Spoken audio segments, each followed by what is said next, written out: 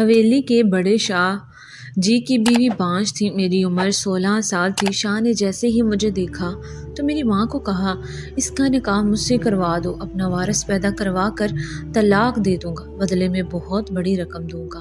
میری ماں مان گئی۔ میرا نکاح بڑے شاہ سے ہو گیا۔ جیسے ہی وہ کمرے میں داخل ہوئے کہنے لگے، مجھ سے کسی رحم کی امید نہ کرنا۔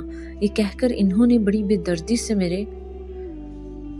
میں آج کافی سال بعد شاہ حویلی آئی ہوئی تھی۔ جب بڑے شاہ کی شادی تھی تب میں اس حویلی میں آئی تھی اپنی اماں کے ساتھ، اور آج چھوٹے شاہ کی شادی تھی اور حویلی میں بہت زیادہ کام تھا، جس کی وجہ سے ماں مجھے اپنے ساتھ لے کر آئی تھی۔ پر مجھے نہیں معلوم تھا یہاں آنے کے بعد میری زندگی یکسر بدل جائے گی۔ میں اپنی زندگی میں بہت زیادہ خوش تھی۔ شاہ حویلی کو کسی دلہن کی طرح سجایا گیا تھا، کیونکہ چھوٹے شاہ کی مہندی تھی اور مہندی کی پلیٹ میں سجا رہی تھی۔ وہی کمرے میں اکیلی بیٹھی ہوئی تھی۔ مجھے اپنے پیچھے قدموں کی آہٹ سنائی دی۔ میں نے جلدی سے اپنا دوپٹہ اپنے کندھے پر ڈالا۔ میں نے جیسے ہی اٹھ کر دیکھا تو میرے سامنے بڑے شاہ کھڑے ہوئے تھے اور مجھے گہری نگاہوں سے دیکھ رہے تھے۔ میں نے انہیں دیکھ کر فوراً اپنی نگاہیں جھکا گئی۔ مجھے ابھی تک یوں ہی مسلسل دیکھے جا رہے تھے۔ ان کی نگاہوں کی تپش اپنے وجود پر میں محسوس کر سکتی تھی۔ میں نے کہا، شاہ جی آپ کو کچھ چاہیے تھا؟ کہنے لگے، تم کون ہو؟ ان کی بات سن کر میں خاموش ہو گئی۔ بھلا ان کے سامنے اپنا کیا تعارف کرواتی؟ آخر میں نے ہمت کی اور کہا، اس حویلی کی ملازمہ کی بیٹی ہوں۔ میری اتنی اوقات نہیں تھی کہ میں ان سے بات کرتی، لیکن پھر بھی میں نے انہیں جواب دے دیا تھا۔ وہ مجھے بس دیکھے جا رہے تھے، پھر پوچھنے لگے، کون سی ملازمہ کی؟ میں نے اپنی اماں کے بارے میں بتا دیا۔ اچانک ہی وہ قدم بڑھاتے ہوئے میری طرف آنے لگے۔ میں ڈرتی ہوئی پیچھے ہو رہی تھی۔ اچانک میں دیوار کے ساتھ لگی۔ وہ جلدی سے کمرے سے باہر چلے گئے۔ میں نے گہری سانس لی۔ مجھے سکون کا سانس آیا۔ تقریباً کافی سال ہو گئے تھے بڑے شاہ کی شادی کو، لیکن میں نے اماں سے یہی سن رکھا تھا کہ ان کی بیوی بانجھ ہے اور انہوں نے کبھی دوبارہ شادی نہیں کی۔ وہ اپنی بیوی سے بہت محبت کرتے ہیں، ان کی کوئی اولاد نہیں۔ میں اسی بارے میں سوچ رہی تھی جب کافی وقت بعد اماں وہاں پر آئی۔ بہت زیادہ پریشان لگ رہی تھی، ان کے چہرے پر پسینہ آیا ہوا تھا۔ میں نے کہا، اماں کیا ہوا؟ آپ اتنی زیادہ گھبرائے ہوئے کیوں ہیں؟ میری بات سن کر اماں کہنے لگی، وہ تو ابھی یہاں سے جا، واپس گھر چلی جا۔ میں نے کہا، اماں دیکھیں، رات کے اس پہر میں یہاں سے کیوں جاؤں گی؟ اماں کی آنکھوں میں نمی تیرنے لگی۔ وہ کہنے لگی، بس تو یہاں سے چلی جا، جتنا تجھے کہا ہے اتنا کر۔ مجھے اماں کی سمجھ نہیں آ رہی تھی۔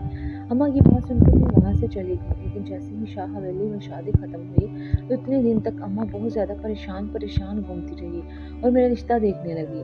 میں ابھی صرف 16 سال کی تھی۔ نہ جانے انہیں کیا میرے رشتے کی جلدی تھی، حالانہ میری عمر صرف 16 سال تھی۔ اس دن میں گھر پر اکیلی تھی۔ اچانک ہی دروازے پر دستک ہوئی۔ میں نے جا کر دروازہ کھولا تو سامنے بڑے شاہ کھڑے ہوئے تھے۔ وہ بڑی گہری نگاہوں سے مجھے دیکھنے لگے۔ کہنے لگے، گھر پر اکیلی ہو کیا؟ ان کی بات سن کر میں نے اپنا دوپٹہ درست کرتے ہوئے اسبات میں سر ہلایا۔ کہنے لگے، سائڈ پہ ہٹو۔ میں نے کہا، آپ کو کوئی کام تھا؟ آپ کہنے لگے، ہاں کام تھا، اندر نہیں آنے دوں گی؟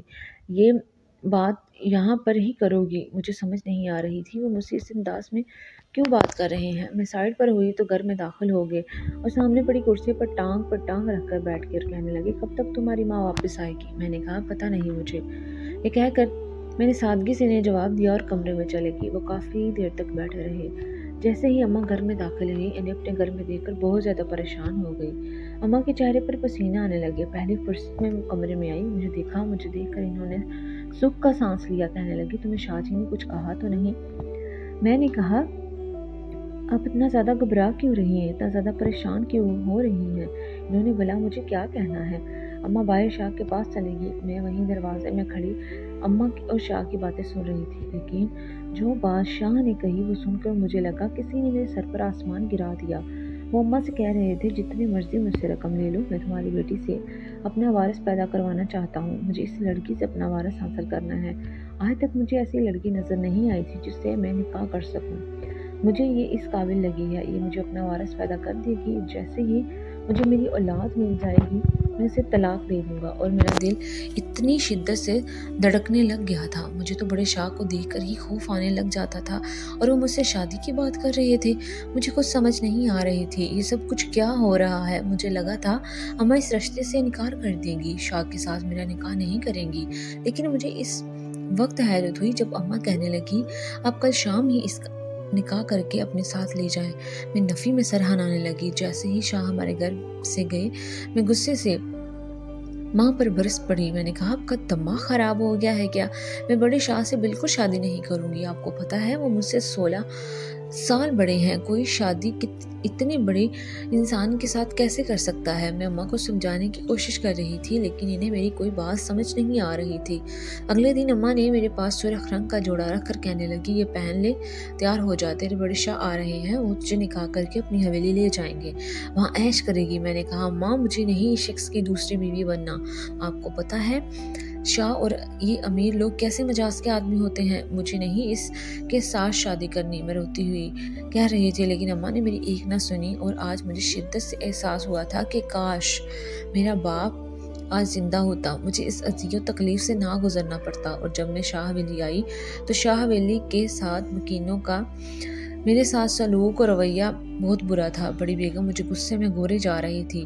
بڑے شاہ جی میرا بازو پکڑے بڑی بیگم کے پاس لے گئے، کہنے لگے اماں سائیں اس کے بعد میں اسے طلاق دے دوں گا۔ میں نے کہا اسے ہمیشہ اسے اپنے ساتھ رکھنا ہے، میں اس لڑکی سے اپنا وارث حاصل کر کے اسے طلاق دے دوں گا۔ بڑی بیگم میری طرف دیکھتی ہوئی کہنے لگی تمہیں اپنا وارث ہی حاصل کرنا تھا تو کسی خاندانی سے شادی کر دیتے، اس نیچ خاندان کی لڑکی سے شادی کرنا ضروری تھا؟ مجھ سے ایسے نیچ لوگوں سے کس قدر شدید نفرت ہے ان کو تم نہیں جانتے۔ ضرور اس لڑکی نے تمہیں اپنے جال میں پھنسایا ہوگا، تبھی تو تم نے اس کے ساتھ شادی کی۔ اس کی ماں بھی بڑی چال باز عورت تھی۔ اپنے بارے میں ایسی گفتگو سن کر میرے تن بدن میں آگ لگ گئی تھی۔ آج تک کسی نے میرے لیے ایسے الفاظ استعمال نہیں کیے تھے جیسے بڑی بیگم استعمال کر رہی تھی، لیکن میں خاموشی سے بیٹھی ہوئی تھی۔ میں کیا کر سکتی تھی؟ اس جہنم میں دیکھنے والی بھی میری اپنی ہی ماں تھی، میں کسی سے کیا گلہ کرتی؟ تھوڑی دیر بعد شاہ میرا ہاتھ پکڑ کر مجھے اپنے کمرے میں لے گئے جو کہ میرے لیے سجایا گیا تھا۔ اگر مجھ سے اولاد حاصل کرنے کے لیے اس شخص نے شادی کی تھی تو میرے کمرے کو اس قدر کیوں سجایا گیا تھا؟ میں نے نفرت بڑی نگاہوں سے شخص کی طرف دیکھا۔ اس نے لا کر مجھے بیڈ پر بٹھا دیا اور کمرے کا دروازہ بند کر دیا۔ وہ آہستہ آہستہ قدموں سے چلتے ہوئے میرے قریب آ رہے تھے اور میرا پورا وجود یوں تھا جیسے میرے پورے وجود سے جان ہی نہ ہو اور میں کانپ رہی تھی۔ تھوڑی دیر بعد وہ میرے سامنے آ کر بیٹھ گئے، کہنے لگے تم جانتی ہو میں نے تم سے نکاح کیوں کیا ہے؟ مجھ سے کسی قسم کی محبت یا نرمی کی امید مت رکھنا، کیونکہ میں نے تمہاری قیمت تمہاری ماں کو عطا کی ہے۔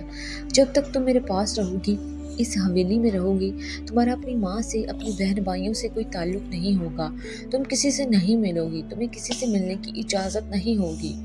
جتنی جلدی مجھے خوشخبری سناؤ گی اتنی جلدی میں تمہیں آزاد کر دوں گا۔ تمہیں بہت جلد خوشخبری چاہیے، کیونکہ جب تک میرے پاس رہو گی اذیت میں رہو گی، کیونکہ جب تک تم میرے پاس رہو گی میری بیوی مجھ سے ٹھیک سے بات نہیں کرے گی۔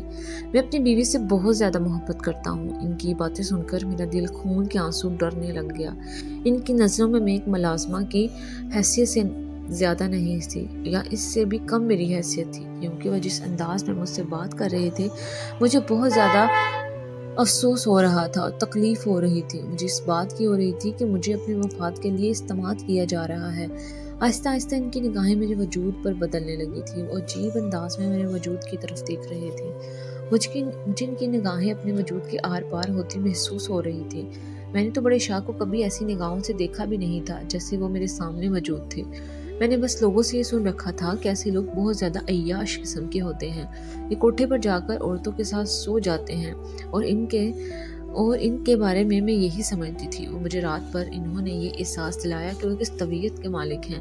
مجھے ان سے خوف آنے لگ گیا تھا، میں ان سے دور رہنے لگ گئی تھی۔ انہیں بس میرے وجود سے بچہ حاصل کرنا تھا، اور بس آج یوں ہی بچہ پیدا کر کے میں دے دیتی، وہ مجھ سے جان چھڑا لیتے۔ مجھے لگا تھا کہ وہ اپنی خواہش پوری کر کے میرے کمرے سے باہر چلے جائیں گے، لیکن وہ وہیں پر سو گئے اور میں روتی ہوئی ان کی طرف دیکھی جا رہی تھی۔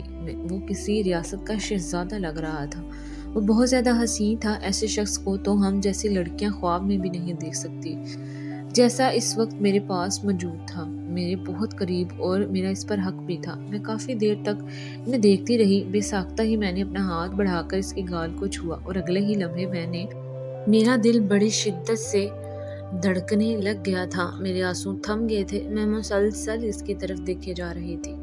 ایسے حسین شخص کا تو بندہ خوشی خوشی ہر غم بھی برداشت کر سکتا ہے۔ وہ گہری نیند سو رہا تھا۔ کیا اسے احساس نہیں تھا کہ وہ مجھے کتنی اذیت تکلیف دے چکے ہیں اور